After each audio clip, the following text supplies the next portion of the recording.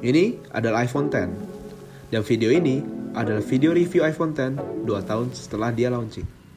iPhone X merupakan HP pertama Apple selama 3 tahun yang memiliki desain baru. Dari tahun 2014 sampai 2017, bentukan HP Apple selalu serupa. Bahkan, dari 6 ke 6S cuma ditambahin tulisan S. Dari 6S ke 7 cuma ditambahin 2 kamera, itu pun buat versi Plus. Kalau versi biasa, antenanya doang diganti dikit. Kalau dari 7 ke 8 sih materinya diganti kaca. Tapi gara-gara iPhone 8 launchingnya baru iPhone X, ya nggak gitu kehitung. Tapi alasan desain ini merupakan salah satu faktor kenapa iPhone X itu pas launching sangat hype. Bukan cuma gara-gara fiturnya bagus, tapi gara-gara harga yang mahal. dan memiliki desain yang baru, sehingga kalau orang beli HP baru, kelihatan HP-nya baru. Kalau beli HP baru desainnya sama kayak tahun lalu, kan nggak kelihatan baru. Harus ngomong HP-nya baru. Cuman ntar dikatain sombong. Oke, balik ke review. Jadi, iPhone X ini memiliki banyak banget fitur. Nah, sebelum gue bahas fiturnya satu demi satu, gue akan tampilin dulu nih speknya. Ada banyak banget fitur yang ditawarkan oleh iPhone X ini. Banyak banget fitur yang sangat bermanfaat seperti Face ID, display yang bagus, navigasi berbasis gestur, fast charging dan wireless charging. Namun banyak banget fitur atau gimmick yang kita nggak bakal pakai seperti portrait photo, animoji, dan sebenarnya telefoto kamera. Cuma itu debatable sih. Tapi ada satu fitur yang sebenarnya penting dan keren, tapi nggak akan pernah kita pakai dan kita nggak bakal percaya sama fitur itu. Dan ini bakal gue bahas di akhir video. Yang pengen gue bahas pertama adalah Face ID. Face ID merupakan fitur autentikasi biometrik yang menggunakan teknologi pengenal wajah. Cara kerjanya sih cukup simpel. Jadi si iPhone ini bakal nyinarin cahaya infrared ke muka lu, dan cahaya ini bakal dibaca oleh sensor Face ID-nya. Kalau sensornya berhasil ngenalin wajah lu, bakal di-unlock. Menurut gue Face ID ini sangat seamless ya untuk penggunaan sehari-hari. Soalnya kalau kita mau unlock HP, kita nggak usah sibuk-sibuk taruh si jari kita ke sensornya.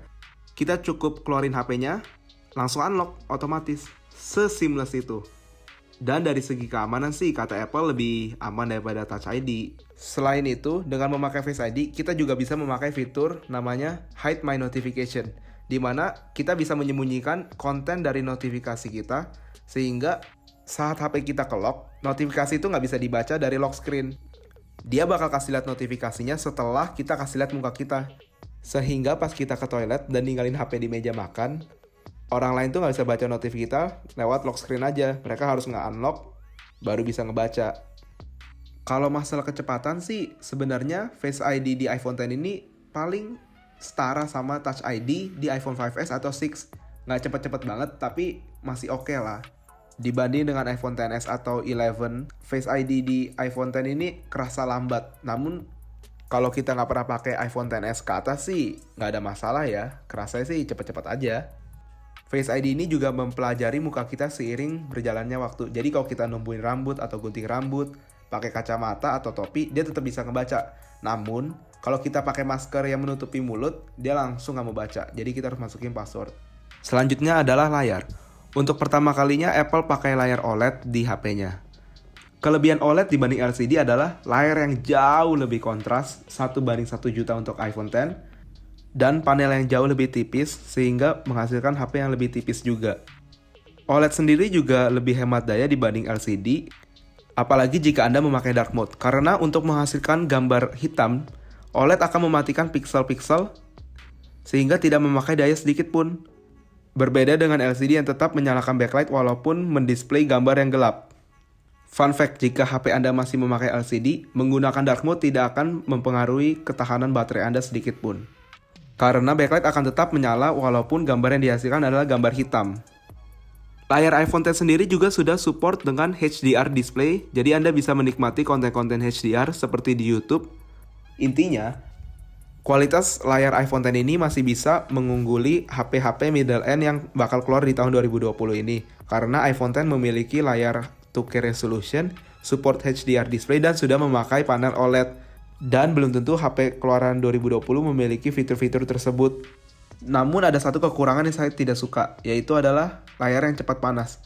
Jika Anda memakai iPhone X di bawah terik sinar matahari, Anda akan sering mengalami penurunan brightness demi menjaga ketahanan panel OLED itu sendiri. Dan Ini akan sangat mengganggu jika Anda sering memakai iPhone X di bawah terik sinar matahari. Oh, selama 2 tahun pemakaian, saya belum pernah mengalami burn-in, jadi Anda tidak perlu khawatir atas masalah tersebut. Selanjutnya adalah build quality. Kalau kita lihat, bagian samping iPhone X ini sudah memakai stainless steel di sampingnya, sehingga memberikan kekuatan struktural yang jauh lebih tinggi dibandingkan aluminium, serta di bagian belakang sudah memakai kaca. Walaupun terlihat jauh lebih mewah, namun kita juga harus lebih hati-hati karena jika terjatuh, bukan hanya depannya namun belakangnya juga ikutan pecah. Untuk ketahanan dari stainless steel-nya sendiri, selama 2 tahun pemakaian saya selalu memakai case, sehingga tidak ada baret yang signifikan. Namun jika Anda membeli iPhone X dengan warna space gray, Anda harus berhati-hati pada stainless steel karena mereka sangat gampang untuk terlupas catnya. Yang terakhir dan menurut gue paling penting adalah cara kita menavigasi di dalam HP-nya. iPhone X ini memakai sistem berbasis gesture, di mana kita hanya perlu swipe up, karena di iPhone X sudah menghilangkan tombol ikonik home button-nya. Jadi kalau kita swipe dari bawah ke atas, itu artinya kita close aplikasi atau ke home screen. Kalau kita swipe dari samping, kita bisa ganti aplikasi.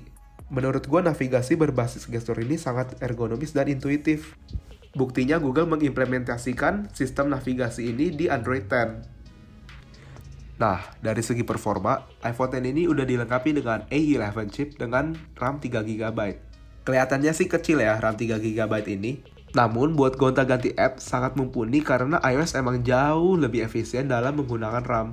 A11 chip ini juga masih sangat bagus di tahun 2020. Untuk main game kayak PUBG juga masih bisa pakai Extreme Preset, serta buka aplikasi itu masih cepet. Ya pokoknya nggak bakal kerasa lama deh pakai iPhone X ini. Paling iPhone X ini gampang panas aja sih. Lanjut ke kamera. iPhone X memiliki 2 kamera wide angle dan telephoto. Keduanya memiliki sensor 12 megapiksel dengan OIS, jadi gambar yang dihasilkan seharusnya stabil dan jernih. Menurut gue pribadi, gambar-gambar yang dihasilkan dari iPhone X ini sudah cukup bagus, apalagi kalau kita bandingkan dengan HP middle end keluaran tahun 2020. Tapi kalau kita bandingin kualitasnya sama iPhone XS atau iPhone 11, jelas iPhone X ini akan kebanting. Apalagi kalau di low light. Nih, gue bakal nampilin kualitas-kualitas gambar yang diambil dari iPhone X sampai iPhone 11. Kalau dari sisi video, menurut gue iPhone X ini sangat bagus di tahun 2020. Dan gue yakin gak bakal ada HP middle end yang bisa mengalahkan kualitas video yang dihasilkan dari iPhone X ini. iPhone X ini menghasilkan gambar yang sangat stabil dengan gambar yang tajam dan warna yang akurat. Yang mana HP flagship tahun 2020 aja belum tentu bisa ngalahin kualitas video dari iPhone X ini. Emang Apple kalau masalah video di iPhone-nya sangat juara deh. Pokoknya kalian bakal puas sama kualitas gambar yang dihasilkan dari iPhone X ini. Kecuali kalian ya banding-banding sama iPhone 11, bakal sedih juga. Yang menurut gue jelek dari iPhone X ini adalah gimmicknya seperti portrait photo atau portrait lighting yang gak bakal pernah kita pakai karena kualitasnya tuh suka gimana ya? Kadang sih bagus, tapi lebih sering jelek. Jadi ya gimmick banget deh dan lu gak bakal pakai. Kalaupun lu pakai, lu bakal sering retake sampai kan lu kesel sendiri. Kelemahan yang menurut gue paling signifikan adalah baterai. Dari awal beli, baterai iPhone X gak pernah memukau. Selalu ya udah aja. Justru lebih bagus baterai iPhone 8 Plus dibanding iPhone X. Kalau kita cabut dari casan jam 8 pagi, ya kalau kita pakainya normal ya, paling jam 4 sore juga udah harus ngecas lagi. Pemakaian normal tuh Instagraman, jarang YouTube, ya balas chat sana sini. Paling ya 8 jam lah mentok udah harus ngecas lagi. Dan kalau ngomongin battery health, gue udah pakai iPhone ini 2 tahun dan sampai sekarang battery health gue udah di 88%. Jadi intinya apa sih?